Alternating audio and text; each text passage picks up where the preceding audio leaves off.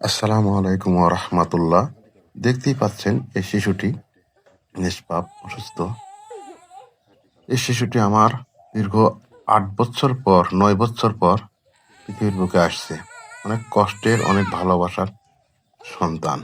সন্তানটিকে আমি কোনোভাবেই ভুলে থাকতে পারি না। সন্তানটি আমার কাছে খুব গুরুত্বপূর্ণ। অনেক চিকিৎসা করেছি বাংলাদেশে। অনেক বড়, বড় ডক্টরকে দেখাইছি। চিকিৎসা করে সুস্থতা পাইনি। দয়া করে আপনারা সবাই আমার সন্তানের জন্য দোয়া করবেন বেশি, বেশি।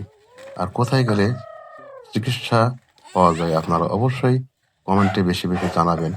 ইনশাআল্লাহ আমি আশা রাখি, আশা ছাড়িনি, হাল ছাড়িনি। ইনশাআল্লাহ আমার এই সন্তান সুস্থ হবে। এই আশাতেই আমি বসে আছি। আপনারা মেহেরবানি করে বেশি, বেশি দোয়া করবেন আমার এই সন্তানের জন্য। আমি শুধু দোয়াই চাই আর ভালোবাসা।